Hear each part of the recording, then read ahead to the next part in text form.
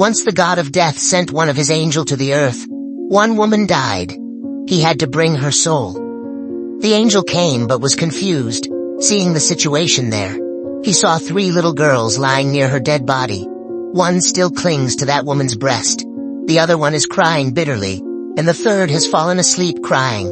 Her tears have dried near her eyes. Little triplets. Mother is dead. No one else in the family. Father is already dead. What will happen to them? Who will take care of them? The angel was very sad to think that. So he returned empty-handed, and went to his chief and said, "I could not bring the soul of that woman, please forgive me. But you don't know the situation. If you were in my place, you would probably do the same. That woman has little triplets. One is still attached to her breast, the other has fallen asleep crying, and the third one is crying out. No one in the family to take care of them." Seeing such a situation, my heart could not bring that woman. Can't it be that the woman should be given some more time, so that the girls grow up? Hearing this, the god of death laughed out loud and said that you have become more wiser even from the God from whom you get life and death, by whose will you have committed a great sin, and you will be punished for it. And the punishment is that you will be thrown to the earth, and you can't come back until you laugh 3 times at this stupidity of yours. The angel agreed to serve this punishment. He was sure that he was the right one. Then why would there be a chance to laugh? The angel was thrown to the ground. It was cold weather. He was lying naked by the side of a road. At the same time, a cobbler passed by arranging some money. He was going to the market to buy warm clothes and blankets for his children in the cold weather. On the way, he saw a naked man shivering in the cold. So he felt sorry for that person. Instead of buying warming clothes and blankets for his children, he bought clothes and blankets for that naked angel. That naked man said that he don't have a family and accommodation. "What will I do in this terrible cold?" Cobbler said, "Don't worry, stay with me in my house. But keep in mind the money I brought for my children's and wife's clothes. From them, I bought blankets and clothes for you. And now I'm taking you home too. That's why my wife must be angry, and maybe say good or bad. But don't worry, everything will be fine in a few days." Cobbler reached home with that angel. Cobbler didn't even know that the one he was taking with him was an angel. Nor did the wife know that the one who came was an angel. As soon as it comes, there will be a flood of happiness in the house. As soon as Cobbler reached home with the angel, and told the whole incident to his wife became furious with anger. She fired on her husband. She said 2 bad words. She shouted a lot. That day the angel first laughed. Cobbler asked, "What's the matter? Why do you laugh?" The angel said, "When I will laugh 3 times, I will also tell the reason for laughing." The angel laughed for the first time, because he felt that the cobbler's wife could not able to see that the angel has come to the house. As soon as he comes, the doors of happiness will open in the house. But it wasn't even her fault. How far a man could go saw. All she could only see was that the children's clothes and blankets were gone. She could see what was lost, but she couldn't see what she got. So the angel laughed. He felt stupid. Even the wife can't see what's happening. Because he was an angel. He learned all the work of a cobbler in 10 days. He started making shoes. And then in a few months his shoes sold so much the cobbler became rich. Within a year, this word spread all over the country that shoes like his can't be made anywhere else. The shoes of kings and emperors were now being made here.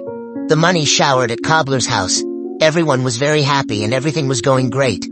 One day, a man of the emperor came and said that this leather is very valuable. It is not easy to get. There should be no mistake. Make emperor's shoes from that leather, and exactly make like this.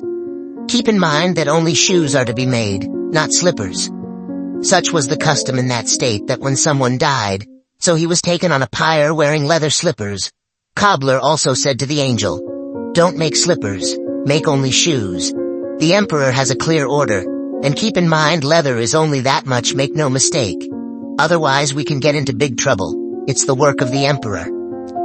Even after saying this, the angel made slippers out of that leather.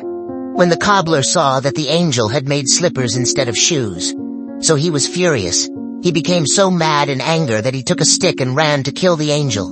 He said, "You had explained again and again to make shoes, but you made slippers. Now the emperor will not leave us. You will surely die, and at the same time me and my whole family will be hanged."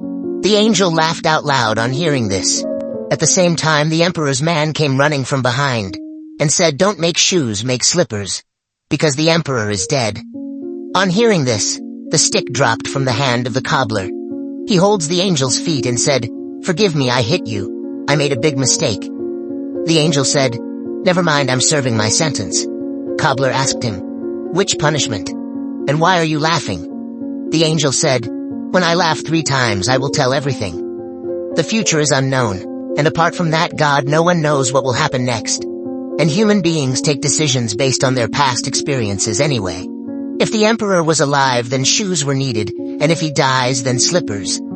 The angel laughed again, thinking that we don't know the future, and we keep on wishing. Make guesses that are totally pointless.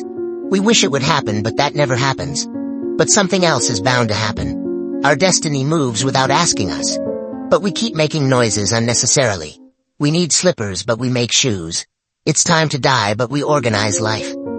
So the angel realizes that how do he know what will be the future of those girls? I interrupted, worthless.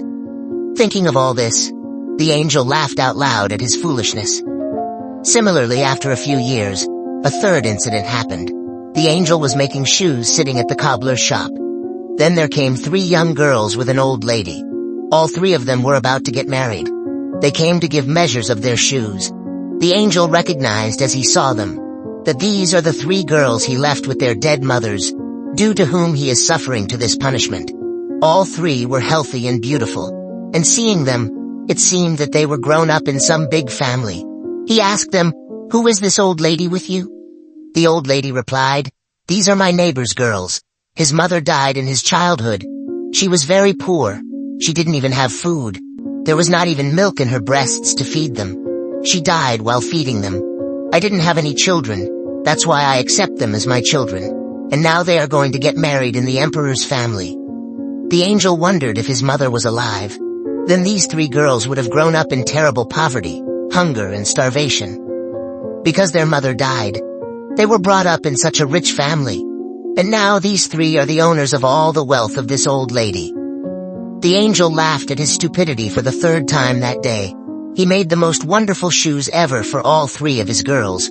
And he came and told everything to the cobbler. These were the 3 reasons. I laughed. It was my fault for which I was punished. Now I understand that destiny is the biggest, and we can only see as much as we can see. And we can't accurately predict what we can see what is about to happen. I've laughed at my stupidity thrice. My punishment is done, so now I go. And the angel left. Friends, the thing to learn from this story is that by looking at the events that happened today, we cannot judge whether this event is good or bad for us. The answer lies in the womb of the future itself. Therefore, it is futile to react to every good or bad event. We just have to try to witness what is happening. This is what Gautam Buddha says in his teachings. Neither regret for the past, nor worry about the future. Just live in today, and this moment, and become one with it. That's the only way to free yourself from all those worries whose result is not in your control. Thank you for joining me on this journey of embracing simplicity and finding the true essence of life. Make sure to hit that subscribe button and stay tuned for more thought-provoking content. And please share to one person you love the most.